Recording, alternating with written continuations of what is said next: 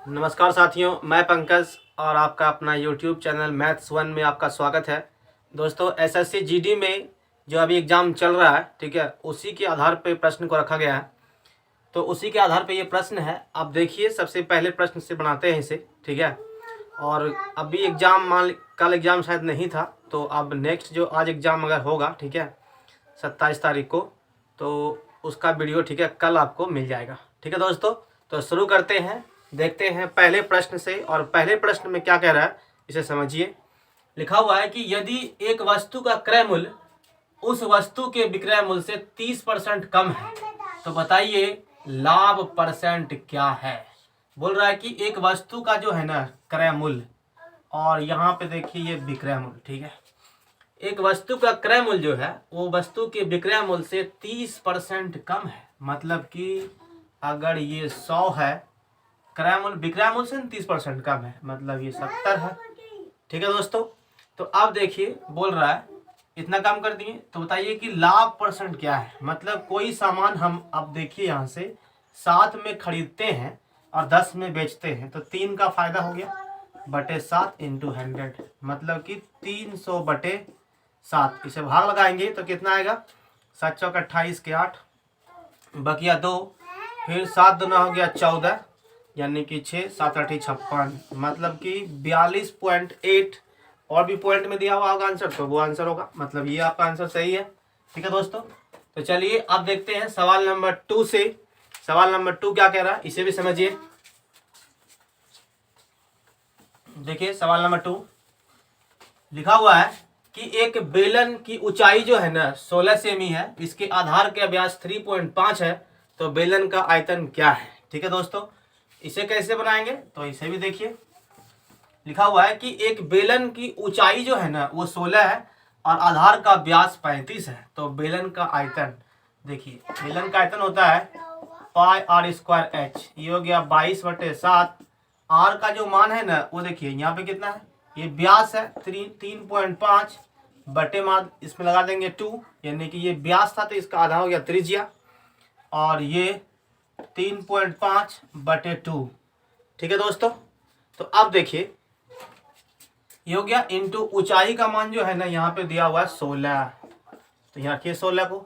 इसे अब सॉल्व करेंगे तो कैसे सॉल्व होगा, देखिए इक्वल रहेंगे, यहाँ पे हो गया 0, यहाँ भी आ गया 0, 7 5 35, और सॉरी 5 7 35, 5 चौके 20, 5 7 35, 5 चौके 20। ठीक है, अब इसे कैसे घटाएंगे, 7 से ये कट जाएगा, मतलब कि यहाँ पे आ गया 2 से देखिए 4 चौक 16, यहाँ से ये कट जाएगा, यानी कि 22 सते 154 सेमी स्क्वायर। यही आपका सेमी क्यू इसका आंसर है।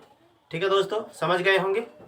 तो अब देखिए सवाल नंबर 3 को कैसे बनाएंगे। देखिए यहाँ पे सेमी क्यू कैसे हुआ दोस्तों, यहाँ पे 1 सेमी, 1 सेमी यहाँ पे, 1 सेमी यहाँ पे, यानी कि सेमी क्यू। ठीक है, समझ गए होंगे, बिल्कुल आराम से समझिए। इस तरह के सवाल बनते हैं एग्जाम में और लगातार शिफ्टों में आ भी रहे हैं। तो अब देखिए इसे कैसे बढ़ाएंगे।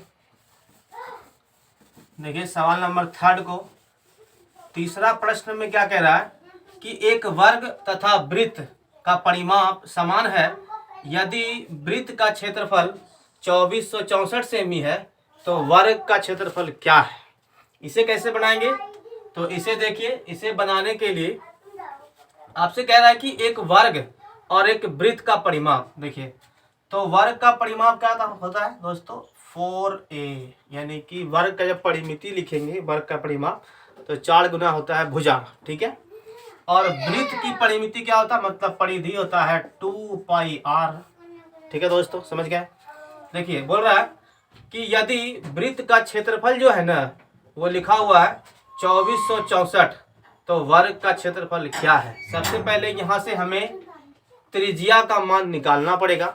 मतलब कि आप देखिए वृत्त का क्षेत्रफल क्या होता है, पाई आर स्क्वायर, ये दिया हुआ है 2464। ठीक है दोस्तों, तो अब यहाँ से सॉल्व करिए। ये हो गया आपका 22/7 इंटू हो गया आर का स्क्वायर। 1 मिनट। ठीक है दोस्तों, ये हो गया 22/7 इंटू आर स्क्वायर। अब देखिए ये हो गया 2464, इसे कटाइए, तो बाई 11 से कटाइए, यानी कि 2 से 11 मरते में 2 से ये गया 1 2 3 एंड 2।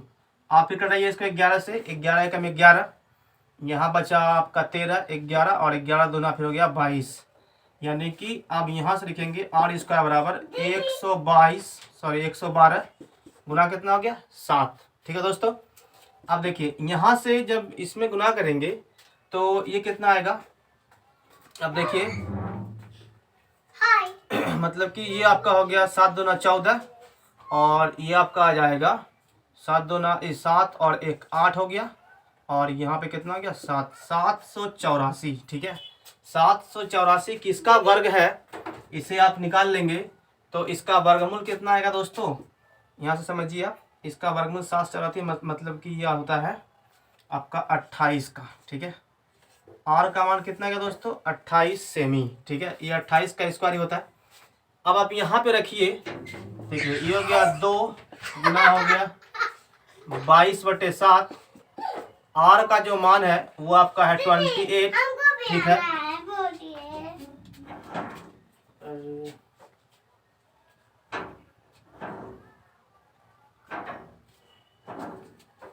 समझिए दोस्तों, यहाँ पे जब सॉल्व करेंगे ये हो गया आपका 4a, ये हो गया 7 चौके 28, 4 से 1 कट जाएगा, मतलब a का मान कितना हो गया आपका 44। ठीक है दोस्तों, a का मान 44। तो आपसे पूछ रहा है वर्ग का क्षेत्रफल क्या हुआ है, तो लिखेंगे भुजा का स्क्वायर। ठीक है, देखिए क्षेत्रफल क्या होता है भुजा का स्क्वायर। a का मान कितना है 44, 44 का वर्ग निकाल लीजिए जल्दी से, कितना आएगा, तो लिखेंगे 16 के 6, 16 1 17, 16 के 6, 16 1 17, यानी कि 6 13 8 1 9 और 1, यानी कि 1936। यही इसका आंसर है। ठीक है दोस्तों, थोड़ा हल्ला हो रहा है लेकिन थोड़ा कॉपरेट कीजिए,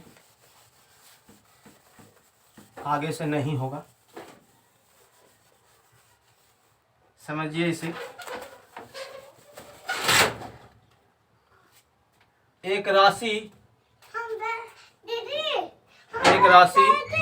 CI पर 4 वर्ष में 6 गुना हो जाती है तो यह 216 गुना हो जाएगी। ठीक है दोस्तों, कह रहा है कि एक राशि है जो कि CI पर 4 वर्षों में 6 गुना हो जाती है तो 216 गुना हो जाएगी। देखिए कह रहा है कि 4 साल में जो है ना ये कितना हो रहा है 6 गुना हो रहा है। ठीक है दोस्तों, तो 4 साल में अगर 6 गुना होता है तो आपसे पूछा है कि 216 गुना कब होगा। मतलब आप देखिए कि ये 6 की जैसे 6 पावर 1 है, मतलब कि 6 घात में 1 है। ठीक है दोस्तों, तो यहाँ पे भी आप कीजिए 6 पे पावर 3, ये कितना बन जाएगा 216, यानी कि 4 तिया 12 साल में जो है ना 216 गुना होगा। यही आपका आंसर है, समझ गए होंगे। देखिए दोस्तों सवाल नंबर 5, इसे कैसे बनाएंगे इसे भी समझिए। कहता है कि एक कुर्सी और एक मेज के अंकित मूल्य में जो है ना 2 और 3 का अनुपात है। दुकानदार कुर्सी पर जो है ना कुर्सी पर 20% छूट देता है और कुर्सी और मेज पर दोनों मिला करके जो है ना 26% छूट देता है। तो बताइए कि मेज पर कितना % छूट दी गई। इसे कैसे बनाएंगे समझिए इसे भी। तो देखिए लिखा हुआ है कि एक आप यहाँ देखिए कुर्सी और मेज, ठीक है, कुर्सी और मेज का रेशियो दिया हुआ है 3 और अंकित मूल्य का।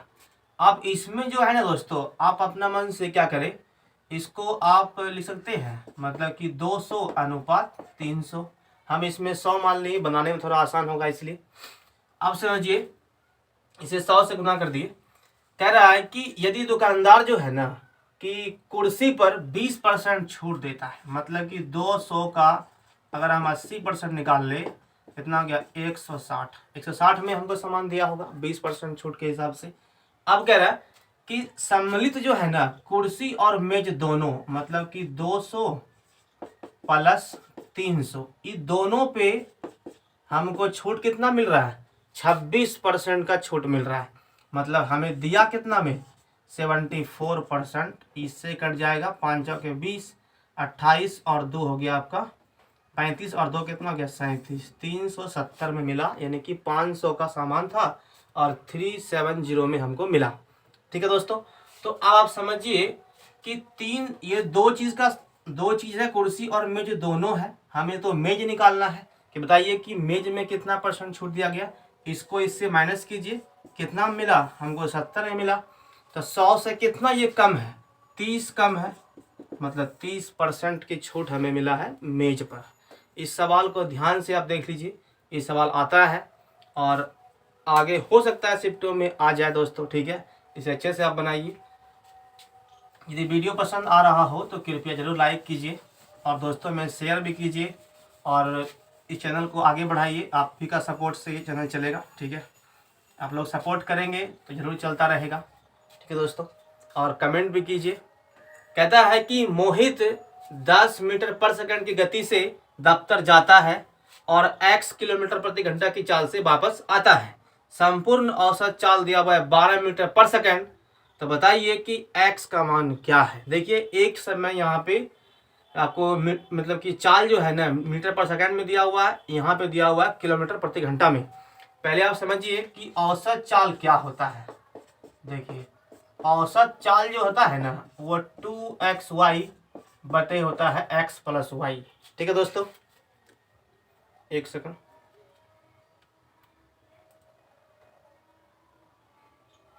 थोड़ा हल्ला हुआ लेकिन कोई बात नहीं।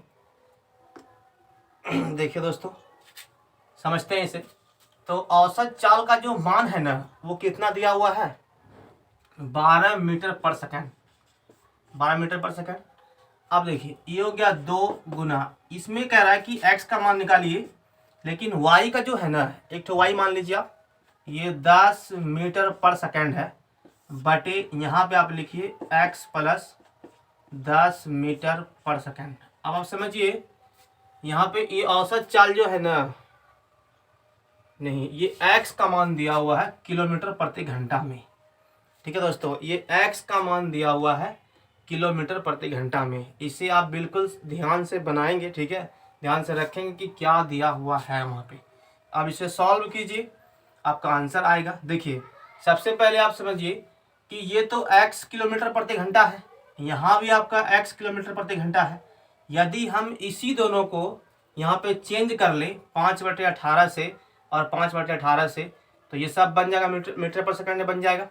मतलब आप यहाँ पे ये कीजिए कि यहाँ पे लिखिए 5/18। ठीक है, यहाँ भी आप लिखिए 5/18। समझ में आ रहा है हम किए क्या।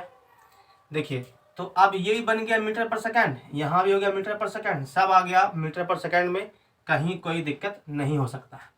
इसको इससे गुना करेंगे दोस्तों, इसमें इससे, तो ये कितना आएगा, ये हो गया 12 बटे आपका आ गया 5, मतलब सॉरी यहाँ पे कितना है 12 गुना आ गया 5/18, इसमें गुना कर लीजिए इंटू एक्स प्लस, देखिए फिर इसमें इससे गुना करेंगे, मतलब कि 12 गुना 10। ठीक है, ये तो मीटर पर सेकंड ही है, ये 10 हो गया बराबर। आप देखिए इसमें गुना करेंगे, यानी कि यहाँ पर आ गया 10x बटे हो गया 18 और गुना कितना हो गया 10। इसे आप सॉल्व कीजिए दोस्तों, तो क्या आएगा समझिए। इन दोनों का यदि आप एलसीएम निकालते हैं थोड़ा लंबा हो जाएगा, इसको आप पहले काट लीजिए। 6 दूना 12 और 6 तिया 18, ये कितना आ गया दोस्तों 10 आ गया। मतलब अब यहाँ से आप किए क्या, देखिए ये आपका आ गया 2x बटे 3 और यहाँ से देखिए 2 से काटिए 5 मरते में और 2 नमा 18, मतलब यहाँ पे आ गया आपका 50/9। तो लिखेंगे माइनस में 50x बटे 9 बराबर यहाँ कितना आ गया माइनस में 120। इसे सॉल्व करेंगे, इसका एलसीएम कितना आ गया दोस्तों 9, 3 नमा हो गया 3 दिया ही 9 और यहाँ पे आ गया आपका 3 दूना 6। ठीक है दोस्तों, अब देखिए 9 तिया 27 लगता है कहीं सॉल्व, ये आपका आ गया 9 एकम 9 माइनस हो गया ये 50। ठीक है दोस्तों, हाँ यहाँ माइनस तो है ना, ठीक है समझ गए। अब देखिए ये हो गया माइनस 120। अब क्या करेंगे, इसमें इसको घटा देंगे तो कितना आएगा दोस्तों, आपका आएगा ये 44x। ठीक है, माइनस में होगा बराबर ये हो गया आपका माइनस में 120, ठीक है। तो ये आपका आ जाएगा 120 और ये तो कट जाएगा। x का मान आ गया आपका 120/44। 4 से काट दीजिए, 4 तिया 12, 4 से 11 मतलब कि 30/11। यदि 1 किलोमीटर प्रति घंटा में आंसर हो तो 18/5 कर लेंगे तो पॉइंट में इसका आंसर आएगा। एक बार आप इसे फिर से सॉल्व कर लीजिएगा, ठीक है। ये आंसर इतना ही आएगा, ठीक है दोस्तों। तो चलते हैं आगे। देखिए सवाल नंबर 7 में क्या कह रहा है, थोड़ा लंबा हो गया, ठीक है। देखिए सवाल नंबर 7,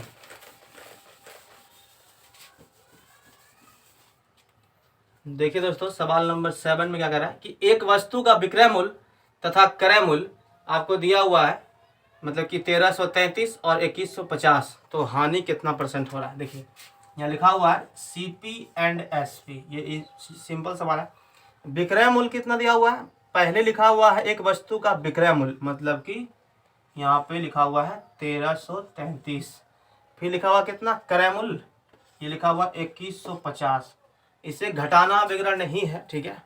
इसे आप पहले फ्रैक्शन में थोड़ा और मतलब इसे तोड़ लीजिए, ऐसा मतलब काटिए कि सभी से कट विभक्त हो जाए। देखिए तो 3 से कट रहा है, 5 से, 11 से। अगर नहीं भी कटे तो जल्दी बनाना है तो क्या करेंगे, देखिए खरीदते हैं इतना में, बेचते हैं इतना में, तो हमें हानि ही हो रहा है।